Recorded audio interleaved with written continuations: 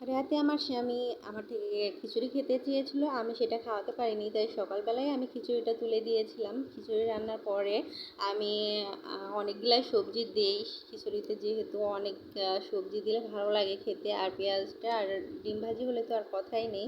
আর সকালবেলা আমি সেই মানে রিলসটা শেয়ার করেছি, নিশ্চয়ই আপনারা দেখে থাকবেন। আর আমি চালের তুলনায় সবজিটাই বেশি ব্যবহার করতে পছন্দ করি। আমার সবজিটা কী জানি কাটতে কাটতে অনেকগুলো হয়ে যায়, আর খিচুড়িটা পরে অনেক সুন্দর হয়ে যায়।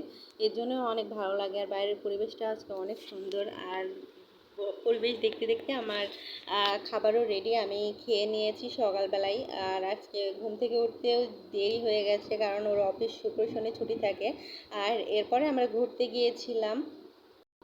চাঁপাইনবাবগঞ্জ আসার পরে আসলে কোথাও সেরকম ঘুরতে যাওয়া হয়নি, কারণ ২ শুক্রবারই ওর অফিস ছিল, অনেক কাজ করা লাগছে, তার জন্য আমাকে কোথাও নিয়ে যেতে পারেনি।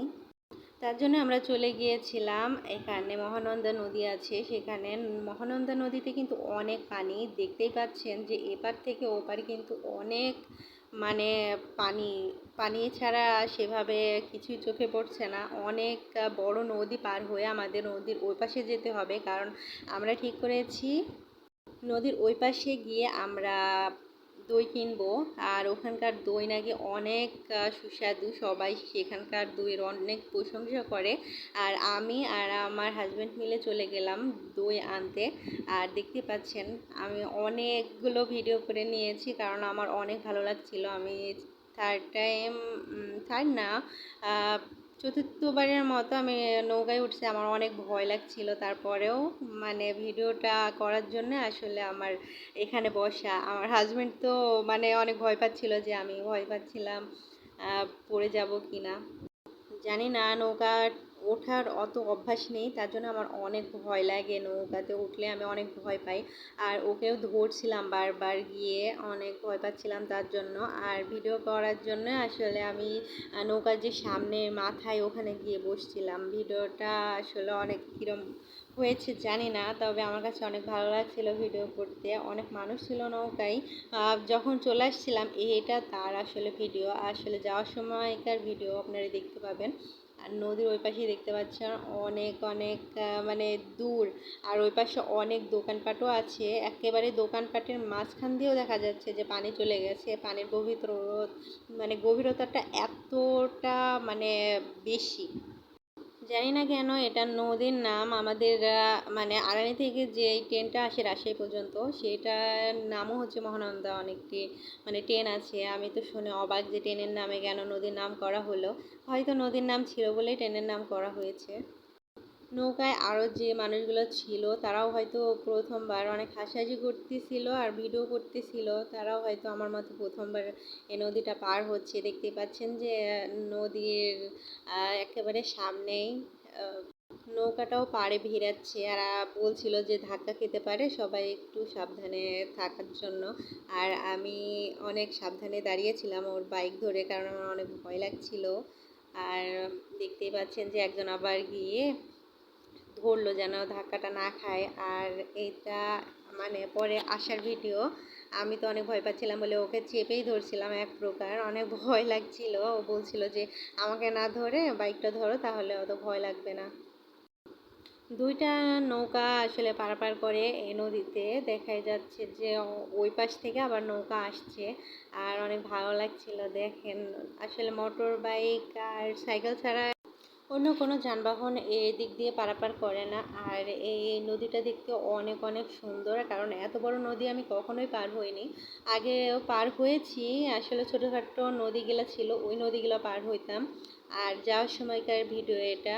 অনেক মানুষ ছিল নৌকায়, প্রায় ভর্তি, 3টা বাইক ছিল। আর অনেকগুলো মানুষ ছিল। একজন তো দেখছি যে দাঁত ব্রাশ করতে করতেই চলে যাচ্ছে। আর এগুলো দেখতে অনেক হাসাহাসি মানে হাসি পাচ্ছিল, আমরা দুজনে হাসাহাসি করতেছিলাম, অনেক ভালো লাগছিল। কারণ এই নদীটা অনেক অনেক সুন্দর। আর এটা হলো আমি যখন এর আগে নদী পার হওয়ার আগে একটু অন্য দিক দিয়ে ঘুরে কারণ আমি একটু তাড়াতাড়ি বের হতে চেয়েছিলাম যে আজকে অনেক ঘুরবো, কারণ এই শহরটা আমাদের কাছে অনেক নতুন। আর এদিকে আমরা কখনোই আসিনি। জায়গাটা দেখুন একবার, অনেক অনেক সুন্দর জায়গাটা। আর এই জায়গাটার নাম কি জানেন? জায়গাটার নাম শুনলে আপনারা হাসবেন, পকেট ফাঁকা রোড। সত্যি আমি ওখানে গিয়ে ওকে বলছিলাম যে নামের সাথে মিল আছে, একেবারে ফাঁকা রাস্তায় এখানে যদি ডাকাতিও হয়ে যায় কেউ কাউকে ধরতেও আসবে না। জায়গাটা সুন্দর কিন্তু সেভাবে কেউ যাতায়াত করে না, হয়তো পকেট ফাঁকা রোড, হয়তো ডাকাতি হতে পারে এই ভেবেই। আর ওই মানে মাছ নিয়ে বসেছিল অনেক মানুষ। আর এখান থেকে আমরা প্রায় 1 কেজি 300 গ্রামের মতো মাছ কিনে নিয়েছিলাম।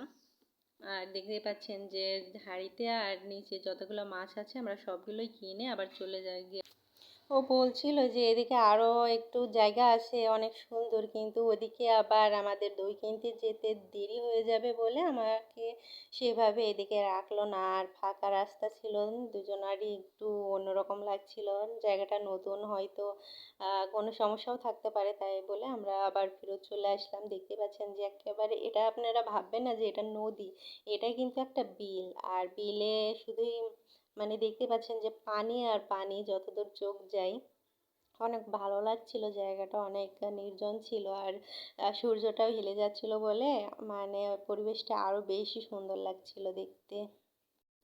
ভিডিওটা যদি ভালো লাগে অবশ্যই আমাকে একটু সাপোর্ট করবেন, কারণ আমি এখানে নতুন। আপনাদের সাপোর্ট ছাড়া আমি কখনোই সামনে এগোতে পারবো না।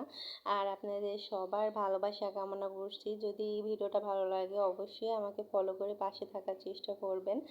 আর অনেক সুন্দর আজকে ঘোরাঘুরি করলাম। আর আজকে আমাদের অ্যানিভার্সারি, সবাই আমাদের জন্য অনেক অনেক দোয়া করবেন। ধন্যবাদ ভিডিওটা দেখার জন্য।